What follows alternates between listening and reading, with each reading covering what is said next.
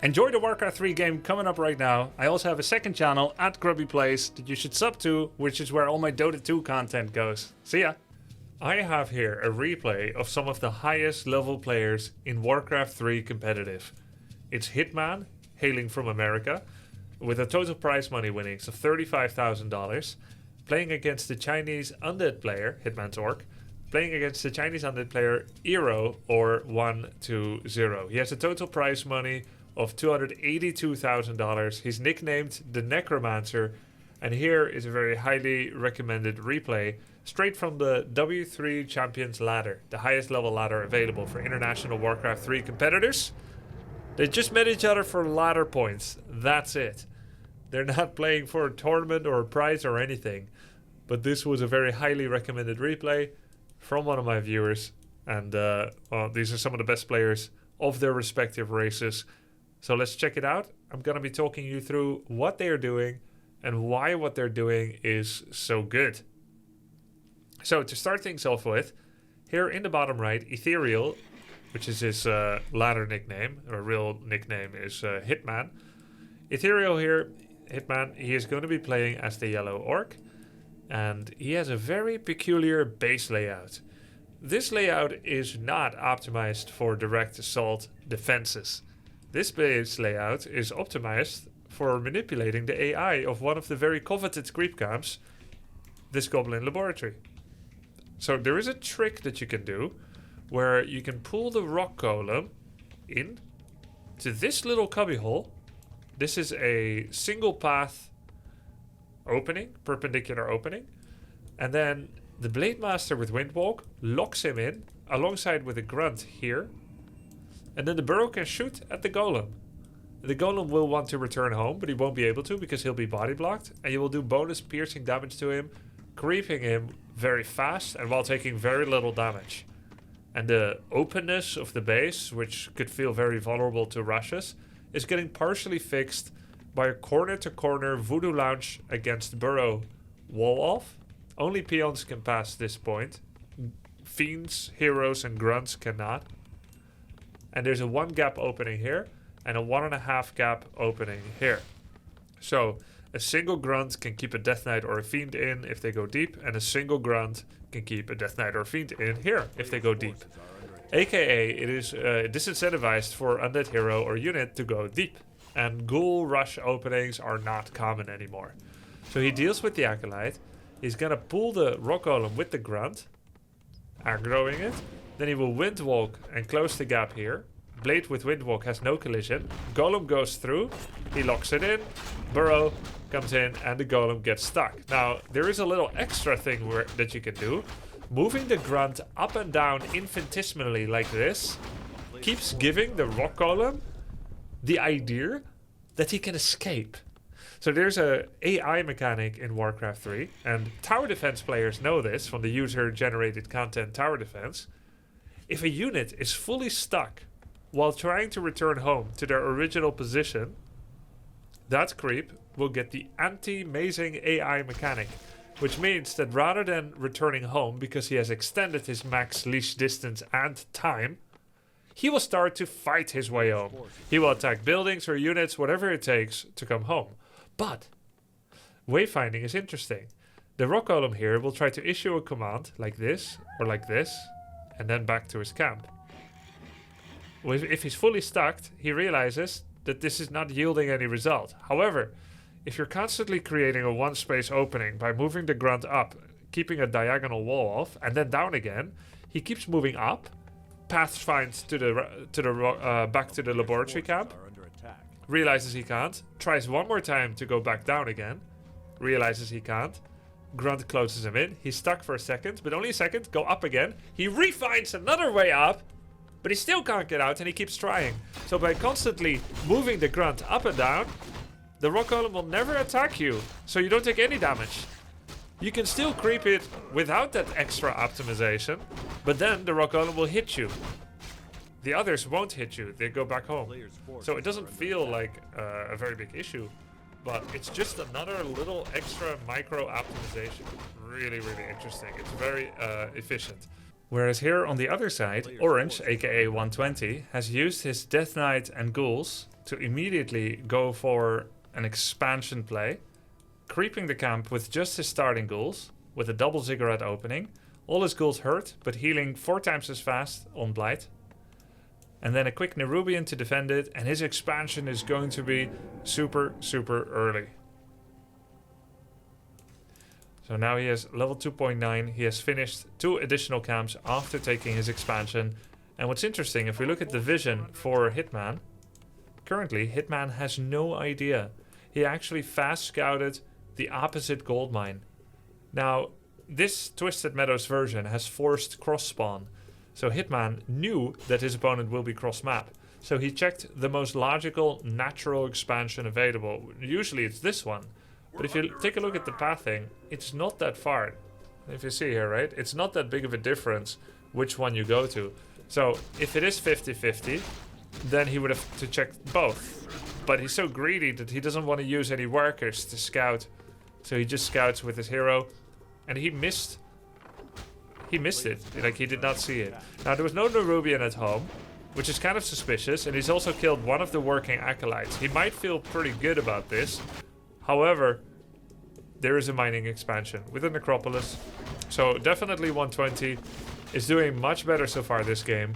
Even though the blade is an absolute monster, with 2 rings and a devotion aura and a mana stealing, and he's level 3 and he killed an acolyte, and he didn't lose any peons at home. In the meantime, the Death Knight is also level 3, albeit without Town Portal. Not having a Town Portal is kind of a dead giveaway for Hitman, that 120 has gone for an expansion.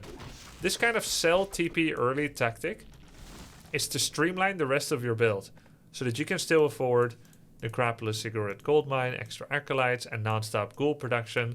You can still get the Sacrificial Skull from the shop that you need, and the Rod of Necromancy. So there's a whole bunch you want to get quite early, and selling TP may seem like a great vulnerability and leave your Death Knight and your mobility impeded, greatly at risk, but it is efficient and it earns itself back with the streamlined expansion, so you could always buy the TP back again. So now the main job that he has is just to try and keep the Shadow Hunter not creeping.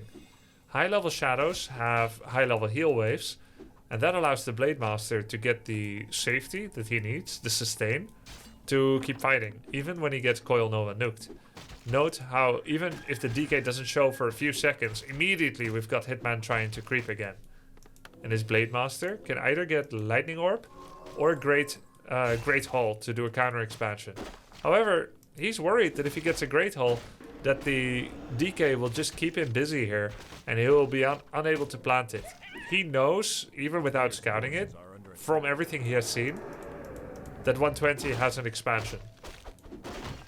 At this point, 120 wants to coil steal the Overseer with his Death Knight. And there's gonna be...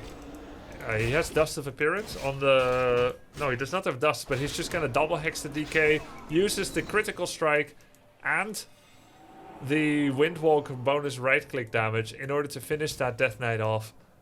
This is basically where Hitman gets a small reprieve. I don't feel like this should have happened. DK had Cloak of Shadows, therefore he was able to hide. There was no Dust of Appearance on Hitman, so had he hidden at any time, instead of trying to run away or attack, he could have made this last a whole lot longer. Because outside of like a double triple hex, that DK wasn't gonna die. There was no Ensnare, there are no Witch Doctors for vision, no Ensnare for additional lockdown. So let's talk a little bit about the following. That was a big kill for Hitman, but now he has an expansion, taking 6 of his home peons into the expansion. Lumber peons for Orc is always 7. 6 have gone here, into the gold mine. You only need 5, but maybe he hasn't noticed yet. He wants to make a burrow with 1. And the 7th is making a bestiary. He's got 70 lumber because he bought the shredder. I was just thinking, he doesn't have lumber for a shredder. A shredder here is a necessary follow-up play. The shredder costs about 5 times that about 5 times the cost of a peon, and it takes up 4 supply, which is 4 peon supply worth. But it gathers so much faster. I don't have exact numbers, but it's very fast indeed. It's much faster than 4 peons can mine, or even 5. So the shredder is a great lumber recovery route. It chops 20 wood per chop. And the peon only does 1. And if you look at the chopping speed, it's about the same. Slightly slower than peon. So I'd say a shredder works about 15 times as fast as a peon. Basically, you go from having lumber issues to never having lumber issues again. But for now, he still has it. So 120, aka Eero, the best Chinese undead player. He's playing for a kind of a mixture between a momentum style, but still tech heavy. So he's got his double hero, Death Knight and Lich. No third hero as of yet. But he's going for a 1-1-1 build. 1-1-1 means 1 crypt, 1 temple, 1 slaughterhouse. It's kind of a dubious term. But in Warcraft 3, generally, if you say 1-1-1, it means only 1 per production building. I mean, it could be 1-1-1 boneyard instead of a temple. But generally, it's the 3 tier 2 buildings that we're talking about when we say 1-1-1. So it would be like Barracks, Bestiary, Lodge. For Night Elf, it would be Ancient of War, Ancient of Lore, Ancient of Wind. And not the Chimera Roost. Not the Totem per se. 1-1-1. 1 of each. And what that gets him is a mixture of Ghoul Frenzy, ghouls. He's got Fiends, maybe with Web. He's got Banshees with no upgrade, so they're here primarily just for Curse and a bit of damage. Curse gives a 33% miss chance to enemies for like 45 seconds. And he's got his DK now with a TP and a Lich with the Strength item. You may think, hey, shouldn't Strength be on the Death Knight? It gives him +6 damage. It gives health to either one. But the DK also benefits from bonus damage because his primary attribute is Strength. But he puts it on the Lich because the Lich is a very important damage source. At this time, Hitman is locked at 50 population. It's very small. 120 has 70. 20 population more for Undead. 5 in the middle of the map, and that's about it. So he's got 15 food more present at this fight.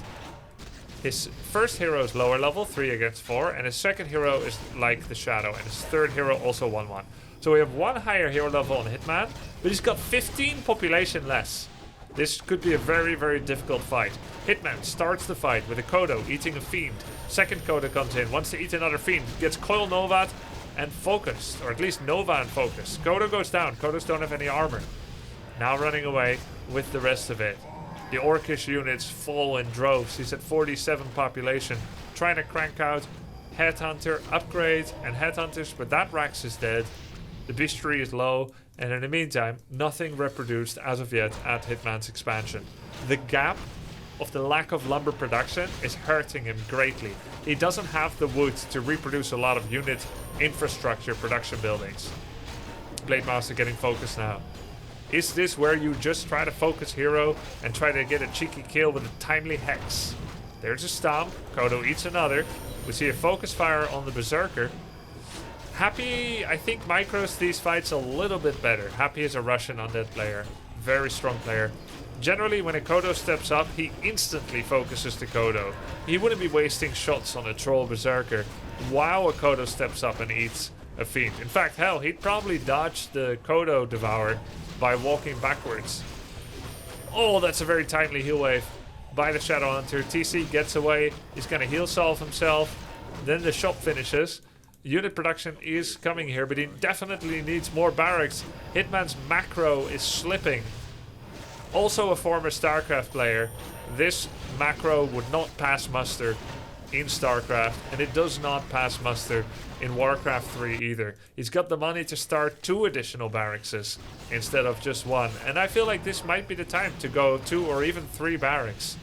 3 barracks is extremely unusual in Warcraft 3 because of the upkeep system and some reasons I can't really get into now. But 1 is definitely not enough when you have a 1500 gold bank.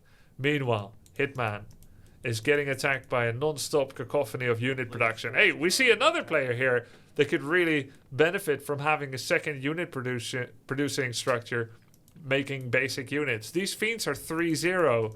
Having 5 stuck in a single crypt, you know what we used to call that in StarCraft? Goody macro. Goody was a low APM StarCraft 2 German player. And he was known for having like 7 tanks in the production queue of his factory. That's some goody macro there if I've ever seen. Kodo getting attacked, dropping real low. -3 armor. Blade Master comes in through the back. Statues should be a high focus target normally because they give the sustain to the undead army. But the problem is, even if you take him down, it doesn't drop the DPS of the undead army just yet. So Hitman is directly addressing the Fiend numbers here, but he sees a chance for the Death Knight. Doesn't have the follow-up Hex on the Death Knight. So there was actually, I think, a very interesting moment where he did have enough mana on the Shadow to do a follow-up Hex. The DK dropped to about 270 life. And he stomped it. He could have chained it into a Hex, which might have given him a chance to finish off the Death Knight and a lot more after that. But there is a risk. Because he has Orb of Lightning, Hex is the weaker version of crowd control because the Hex can be dispelled by his own Lightning Orb. So if he gets unlucky, 15% chance, he immediately purges his own Hex. There's a stomp on some of the Banshees, leaving them in an exposed location. We can now also see that 120 has skimped on the web upgrade on Fiends. It upgrades very quickly, but he's not upgrading it. So these Wind Riders cannot be webbed and pulled to the ground and easily focus fired. Those Fiends can only attack ground, but they get the web in order to attack air units by dragging them down to their own level.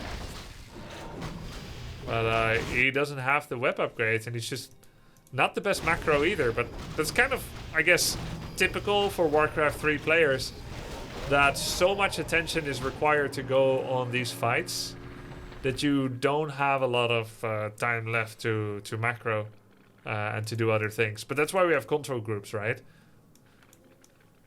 So more Banshees in production. Banshee upgrades. He doesn't have Magic Shell, right? I think he doesn't have anti-Magic Shell. We do hear the first Destroyer coming out, which is going to be really quite nice. Still a single barracks for Hitman. He's getting armor upgrade, which means he's already... Yeah, he's maxed on attack upgrades. Damn. 3-1 and Berserkers and Wind Riders now getting a second armor upgrade. 66 population. And his sixth sense tells him where 120 likely is. And he's found him. Heal scroll on the blade. No invulnerability on any of his heroes. But he does have Amulet of Spell Shield on the Tarn Chieftain. Starts by a focus on the Drow. The Dark Ranger. Does he have Dust this time for Burrow upgrade? Yeah, he does have Dust. He's gonna try to go get the DK. That was very close. He even critted. Or Windwalk bonus clicked anyway. Oh! Wow! They were out of range of the TP. 2 Fiends and a statue, so that's 9 population for free for Hitman. So during moments like this, if this map was Echo Isles, there would be no creeps left. Especially old Echo Isles. And what we've seen sometimes from Chinese Orc player Fly 100% is that you would add a Spirit Lodge and slowly get Witch Doctor Master training and then get 1 Witch Doctor so that you can heal ward your army for free, heal up your whole army without needing to spend like solves and clarities on it. And then eventually shamans with Bloodlust. Even though destroyers are around and can remove the Bloodlust, there can still be enough of it to be a relevant DPS boost to your army. But we don't see that here. It's twisted. They keep making units and losing units, so there's no time to do a tech switch. Shadowhunter very exposed. No invulnerability potion on any of it. He's focusing the Death Knight, but the Death Knight is running away. Now with web upgrade, Fiends are falling like nobody's business. 2 Fiends already down. Sorry, 2 Wyverns are already down.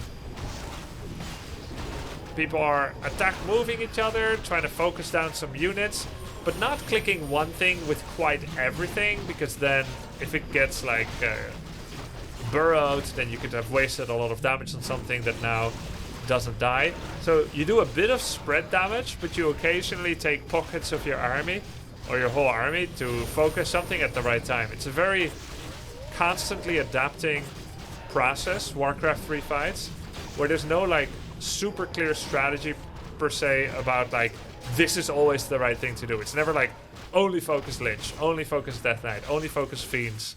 There's always a bit of a mixture of this and that.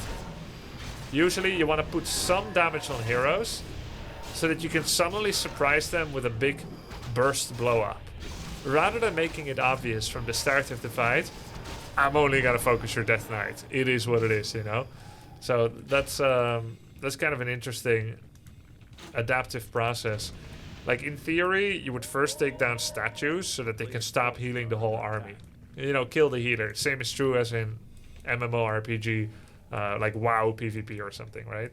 Kill the healer first. But that doesn't drop the DPS of the opponent. So ideally, if 120 got a chance, he'd love to do like a silence with his Dark Ranger on as many heroes as he can, but especially on the TC and or Shadow. And then he could do like a Coil Nova blow up of the Shadow Hunter. The Shadow does not have the Belt of Giant Strength anymore. In fact, Hitman sold the Belt of Giant Strength. He sold it. 150 life to anyone. Very confident he's not going to get his heroes blown up. We'll see if 120 makes use of that. Because if he clicks Hitman's heroes, you can see Amulet of Spell Shield. That means it's never worth it to coil the TC. But the Shadow looks kind of vulnerable. Without Invul, this is one of the major weaknesses for orcs sometimes. They end up like aggressively microing, going for banshees and statues with their whole army, whatever. And if Shadow is in front, gets silenced and Coil Nova. Oh no, creeping at this time. That's interesting. Okay, let's see. Is he gonna focus the Shadow? For now, 120 just wants to focus the Blade Master, which nah, he stopped focusing the blade. He's going for the Wind Riders. I think that's correct. He's in a great spot to focus one after the next Headhunters, which will turn into Dark Minions from his Dark Ranger's Black Arrow. So he's taking out many Headhunters. Good focus fire. Going for the Kodo that tried to devour and failed. Not really trying to split against War Stomp. He's just taking it as it comes. Killed every single Berserker. Tries to go for a Surround on Shadow. That did not work out. Just like in The Walking Dead, every friend you lose is something you have to fight against. A lot of White Walkers slash zombies. What do you call it? But in the meantime, Hitman does have a third base. He does have a third base. 120 just ran out of his own gold mine. They're fighting tooth and nail over the rights to exploit this corner of the map. Hitman still has one peon mining in his main mine. He transitioned over most of his gold peons from at home. And now we have 120 trying to go for another expansion as well. There's a Banshee focus fire. She does get off a curse. Actually super relevant that she got off a curse right before. There's the final Banshee. He cannot get to it except with Shadow or Kodo. That was Amulet of Spell Shield on the TC, which must have been Coil. There's also a Spell Shield on the Death Knight now, so he can no longer hex the DK easily. Trying to get the Destroyer, but did not get a Purge in 3 hits. Nice War Stomp, but Burrow. Fiend gets stunned, but is invisible until you use Dust. And Dust of Appearance is 37 gold every time, so even if your opponent carries Dust, it's still worth to burrow Fiends to get attacked. They get bonus regen, and it forces the Dust. So do we have Dust now? Not yet. Lost the Berserker.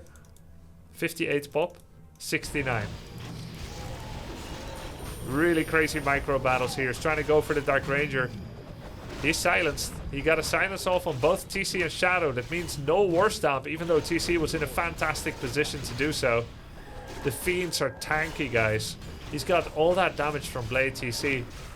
They're so tanky. And the Skeletons, with normal damage, are dealing bonus damage on the Berserkers. The very one that they used to call friends. They are our fellow Headhunters that are now attacking them from beyond the grave. That's a nice crit. 292 critical strike. My god. DK goes far in order to confirm the kill and bring back his lost sheep.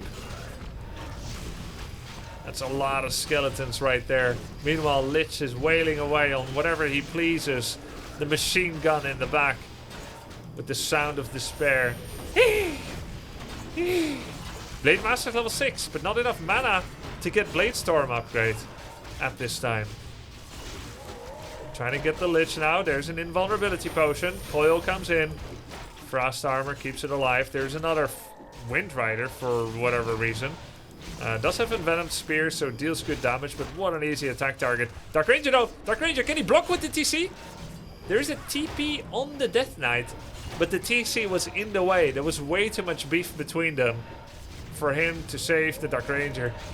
And there was a Dark Ritual. The Lich now has enough mana for a Nova. Is he gonna Nova or is it over? Without his Dark Ranger here, and only just starting to mine from that base. I don't know if 120 can still do this. The Lich was just given the TP. There's just a few units from each streaming in from time to time. Again, macro slipping a bit for 120. There's no way he's gonna kill another Fiend.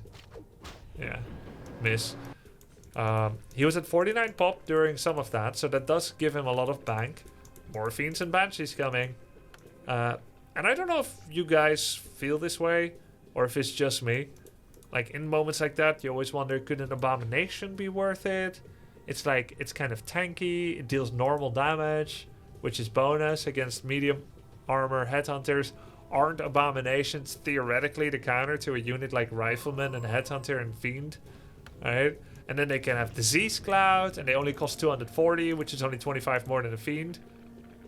So even if they get Kodo eaten, it's kind of not a big deal because they have a lot of health, so it'll take longer to digest, which means you have a chance to free them.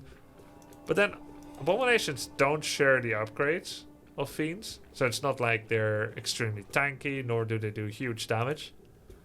They also are produced from the same building that where you make statues, which can become destroyers, which can remove hex, and they do decent damage. They're pretty tanky. But they also get kited. And that's a bit of a problem as well. They get kited. And if he wants normal damage, he can just kill Headhunters and he'll get skeletons. So now Hitman on the offensive. His mines are completely unmolested. With him now attacking directly the economy of 120 and the Dark Ranger not being back yet. I'm thinking Hitman may have done it, the crazy guy.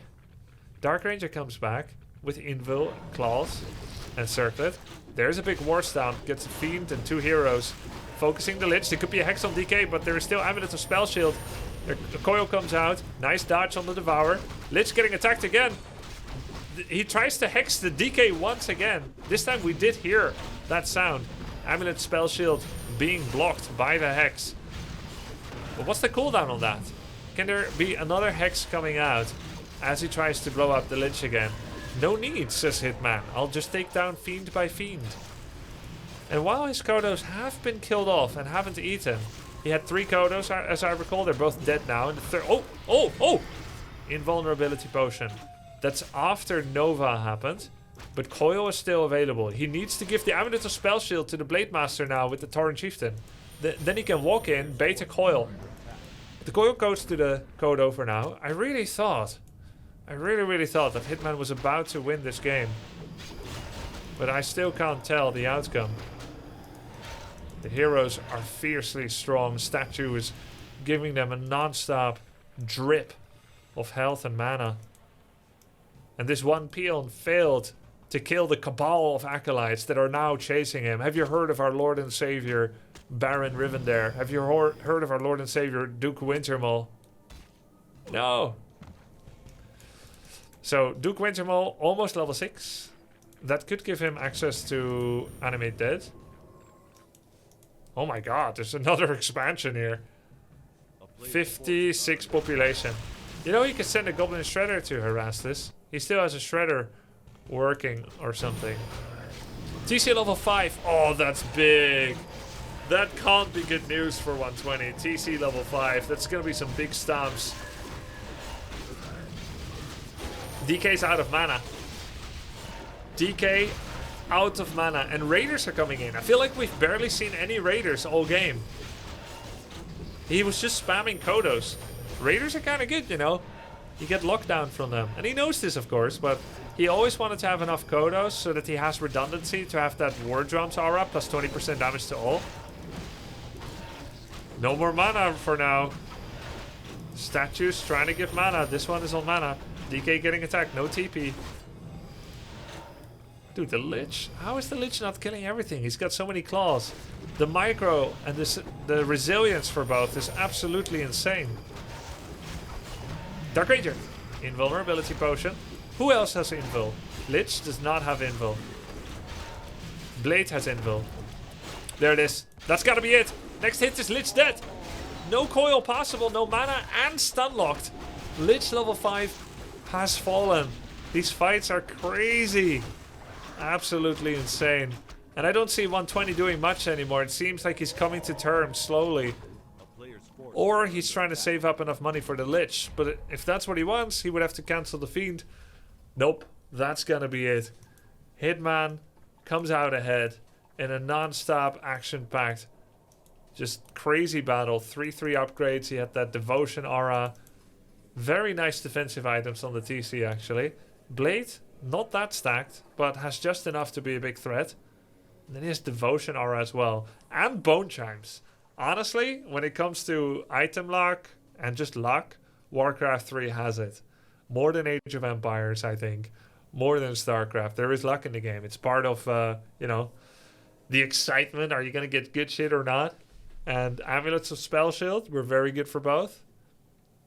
Absolutely god tier item luck for Hitman, I would say. Quel'Thalas, Magi, Devotion, Bone Chimes. He did, of course, find many of them. I think he crept a lot. He had a lot of good permanent items. Big ones, too. If you divvy up the map, you'll see that he had more of the big items than 120. So he made his own luck. Very well played. That's a GG. Now let's go play just like him. And if you like this commentary, remember to sub to the Grub. You'll see more content like this. Thanks for watching.